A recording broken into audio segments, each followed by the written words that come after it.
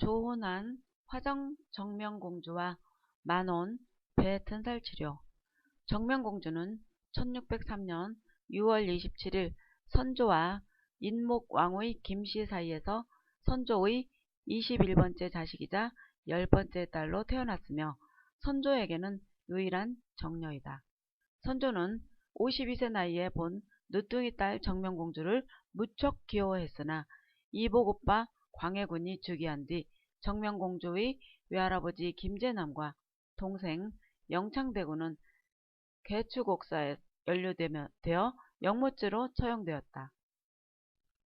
이후 어머니 인목왕후가 서궁에 유폐되면서 정명공주도 함께 감금되었다. 인목왕후를 폄손하는 절목에 정명공주와 관련하여 공주의 늠묘와 혼인은 옹주의 예에 따른다고 규정했다. 당시 정명공주의 폐서인 여부를 놓고 류관이 대비를 후궁으로 대우한다면 그 딸인 공주도 옹주로 강등하는 것이 옳다고 주장하였으나 이이첨이 그 말을 듣지 않고 공주를 폐서인하되 오로지 늠묘와 혼인만 옹주의 예에 따르도록 했다. 이미 아들을 잃은 인목왕후는 딸마저 잃을까 두려워 광해군이 정명공주의 일을 물으면 죽었다고 대답한다. 1623년 인조반정이 일어나자 정명공주는 공주로 복원되고 어머니와 함께 창경궁으로 거처를 옮겼다. 당시 정명공주는 21세로 이미 혼기가 한참 지난 나이였기 때문에 조정에서는 공주를 서둘러 시집 보내기 위해 부마 간택령을 내렸다. 그러나 공주의 나이가 너무 많아서 전국에서 단 9명만 부마 단자를 내어 간택령에 응했다. 결국 부마 단자를 받는 기한을 늘리고 신랑감의 나이 제한을 약화한 끝에 동지 중충부의사 홍영의 아들 홍주원이 부마로 관택했다. 그 과정에서 인목왕후는 사위 홍주원에게 왕만이 탈 수 있는 말인 어승말을 타고 궁에 오라고 하여 조정에 문제를 일으켰으나 인조는 반정의 명분 때문에 인목왕후를 벌하지 못했다. 인조는 인경궁의 제목과 기와를 내어주어 정명공주를 살림집을 짓게 하고 또 정처를 내어주는 등 그녀를 후대하였다. 본래 경국대전에서는 공주의 집인 50년간을 넘지 못하게 규정하고 있는데 정명공주의 집은 200년간에 이르렀고 경상도에만 8076결에 이르는 넓은 땅을 하사받는 등 엄청난 호사를 누렸다. 정명공주는 선조와 인목왕후를 닮아 선이 굵고 힘이 넘치는 한석봉체를 잘 썼는데 조선 후기의 서예가 남구만은 자신의 저서에서 정명공주의 글씨를 칭찬하기도 했다. 인목왕후의 또한 한석봉체를 잘 써서 생전의 선조를 기쁘게 했는데 정명공주도 서궁에 유폐되어 있을 당시 아버지의 선조를 닮은 글씨를 쓰며 어머니를 위로하였으나 30대와 40대에는 붓글씨를 끊었고 한문도 쓰지 않았다. 인조의 의심을 살 것이 두려워 바느질과 가사일에만 전념하며 의도적으로 정치를 외면하였다.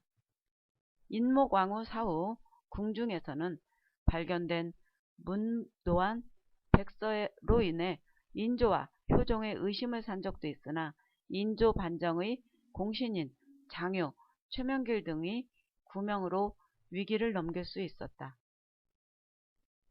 인조, 효종이 죽고 나자 현종, 숙종 2대 동안 정명공주는 종친의 어른으로서 최고의 대접을 받았다.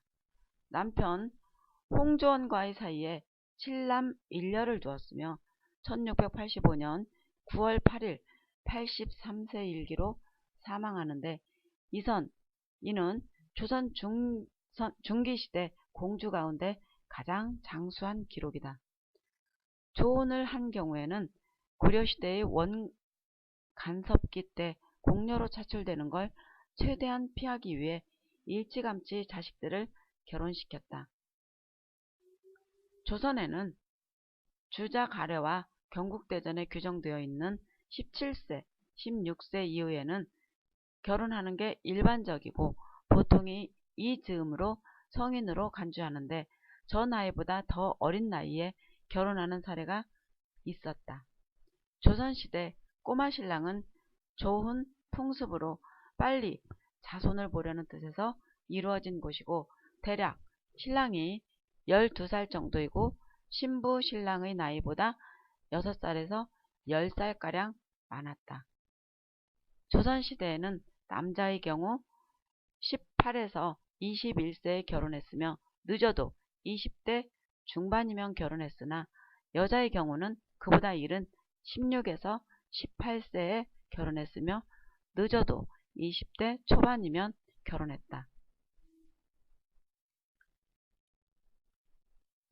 21세의 정명공주가 노처녀로 간주되어 부마가 될 수 있음에도 장가들지 않는 것을 보면 격세지감을 느낀다. 통계청 자료를 보면 서울 남성의 평균 초혼 연령은 2002년에 30세를 넘겼고 여성의 초혼 연령도 20년 전 20대 중반에서 2011년에는 처음으로 30세에 진입하는 등 평균 결혼 연령이 꾸준히 높아지고 있다.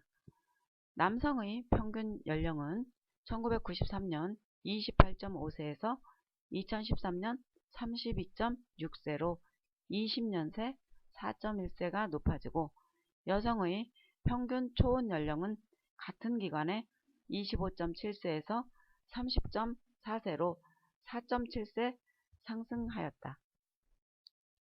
최근은 노총각, 노처녀란 말은 없어지고 골드미스 등의 미혼을 추켜 세우는 등 신조어가 더 유행한다. 초혼 연령이 높아질수록 출산율과 여성 유방암 발생률이 높아진다. 우리나라의 최저 출산율은 전 세계적으로 유명한데 출산율이 적을수록 국가 경제에는 먹구름을 들이운다. 최저 출산율과 이미지 한의원과 상관이 없을 듯 하지만 출산을 적게 하면 할수록 출산 후에 배나 가슴 등의 에스테침으로 thân 살을 치료하는 확률이 적어지기 때문에 국가에서도 정책적으로 더욱 출산율을 높여야 한다.